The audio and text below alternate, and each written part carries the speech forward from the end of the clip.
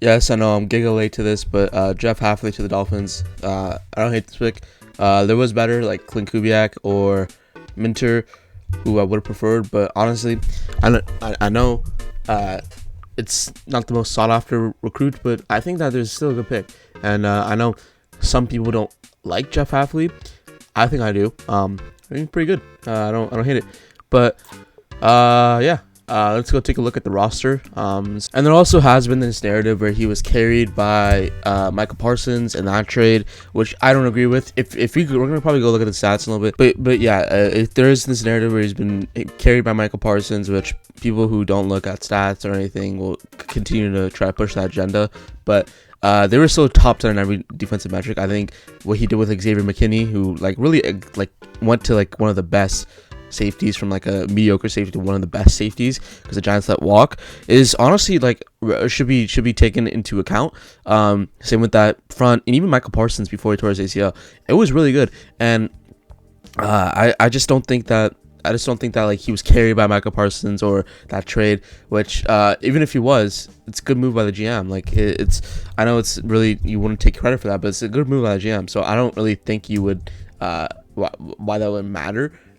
If he was, even with the Dolphins, right? He's probably going to rebuild with his new GM who's also coming from the Packers. It's going to be an interesting way to think of how they can build its roster, because usually when teams the Giants aren't a good example, but the Giants who hired Brian Dable and Callahan, or not, Brian Dable and Joe Shane, or the Lions who hired those two head coaches and general managers at the same time, build a stud roster. So there's teams like that where they have experience, and maybe the Dolphins can be like the new Lions, where they build a good team, get their quarterback, get their shit together, and maybe they'll actually be good. And I don't hate this deal at all. I really don't.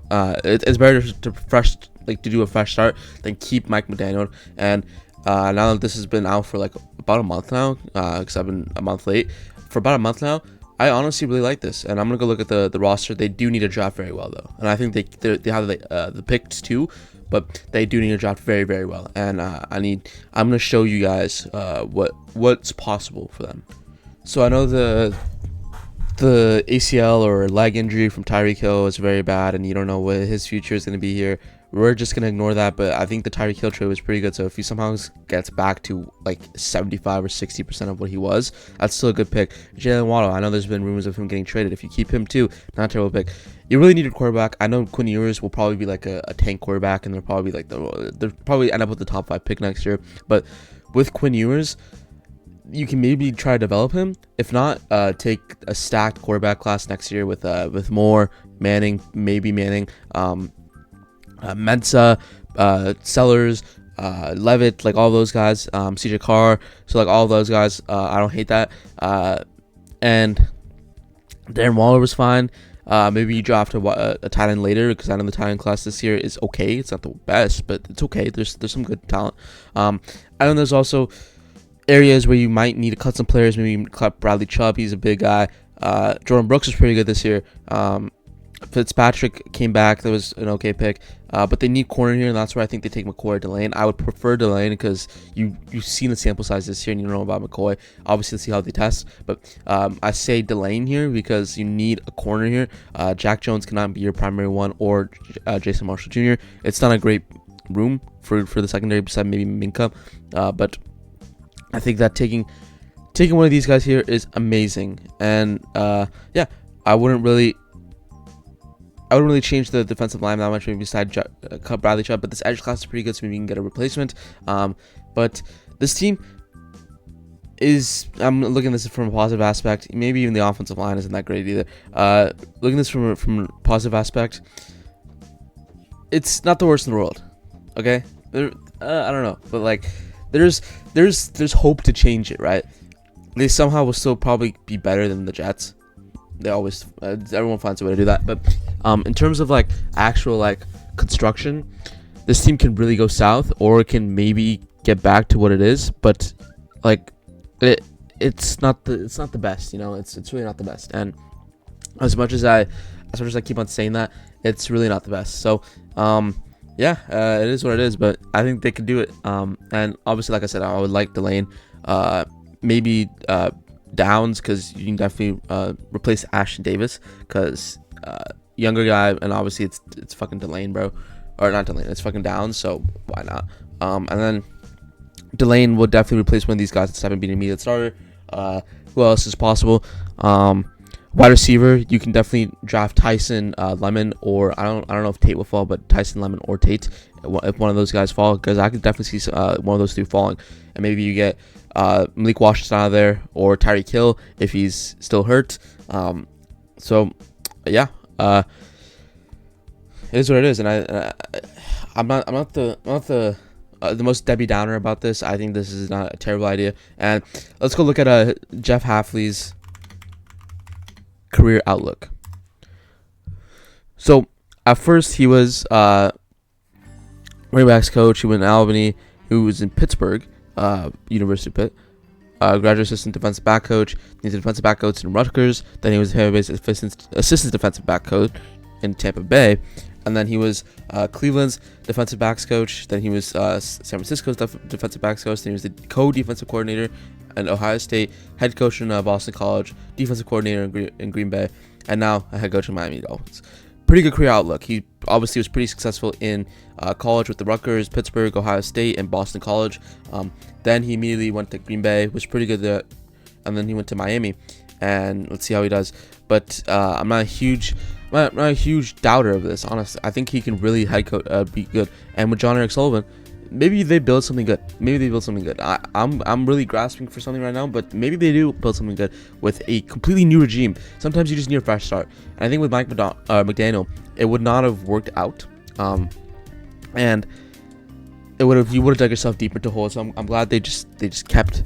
They just cut their losses, kept what they could, and then just got rid of everything else. And honestly, it's a good move. Honestly, I think more teams need to do this. Just a good move. That's what I think the Raiders should have done last year. They should cut the losses instead of hiring Pete Carroll. They should have just done something else and just got rid of got a young, fresher head coach, and like hopefully Ben Johnson. They would have loved Ben Johnson, but in my opinion, they did the wrong thing. And hopefully, the Dolphins can do what the Raiders couldn't, which was build and start something fresh and cut the losses.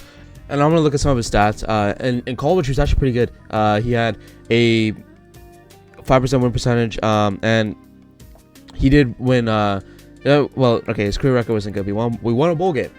So yeah, he did do that. But I want to go back to Jeff Hafley's career stats in this. This is from the AI overview. I know this isn't a crazy reliable source, but this is from Pro Football Sports Reference, so it is what it is. So in his first year with the Packers, he had a 5th in total defensive yards in NFL allowed per game, which is good. You don't want to be like 32nd. So yeah, he allowed only 340 yards per game. Not terrible.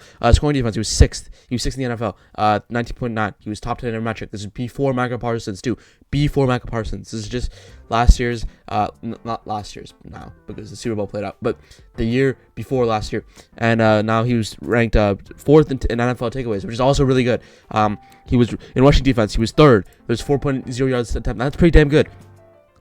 And obviously, McKinney, Bullard, Edgerrin Cooper, all those guys. At one point, they had Kenny Clark. Kenny Clark didn't have a terrible year that year either. The big guy for sure was Xavier McKinney. I don't know how the Giants let him walk, but Xavier McKinney, and he continued to guide the defense in a 9-5 record as his scoring for him.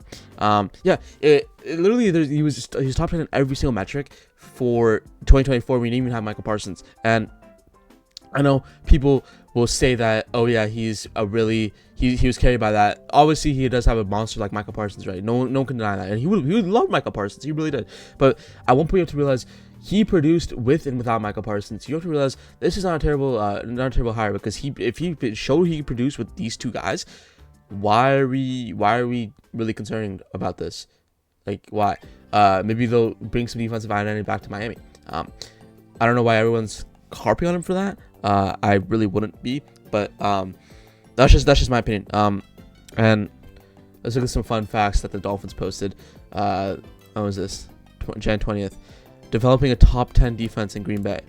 Yeah, that's 100% true. 17 total defense. Obviously, all these things that I just got.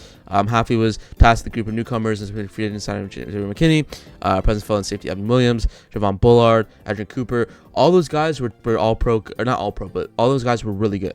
They were really good. And Isaiah McDuffie too was really good. Quay Walker is really good. Devontae White was really good. And in 2025, with 44 points, 32 pressures. Yep. This is honestly a really good pick. The vision. Jeff is a man of integrity. Okay. College accomplishments. Yep, he was pretty good. Boston College. Impressive pupilist scheme. The homework stingy modern day NFL schemes adaptably disguised both front of the coverage. Jeff Hafley's time is everything related to Robert Saleh. So I didn't know he worked with Saleh too. That's pretty cool. I worked with Saleh, forward lineman, single high safety. So we probably will have different types of disguises and stuff. And Jeff Hafley's first year part of Green Bay proved LaFleur right in the decision. LaFleur never worked with Saleh, but parts of his coaching tree did. And they entrusted Hafley. So that's a really good pick. And then obviously with Parsons, APL first team pro this season, and Hafley's scheme will reflect on the talent he has. So he's not a terrible pick. I know this is from a Dolphins media source, so obviously probably be a little bit biased, but from what I've heard, it's not the worst thing in the world. And stats, men and women line, stats don't, and these stats are pretty good. Several injuries happened, obviously Michael Parsons, and with all these injuries, he still produced a top 15 defense. At one point, you can't deny production, and that's basically it. Thank you guys always for watching. Let me know if you guys have any thoughts. Let me know if I'm just wrong. Let me know if I'm just wrong and what you guys think. I'm always willing to hear some different perspectives. But thank you guys always for watching. I'll see you guys tomorrow.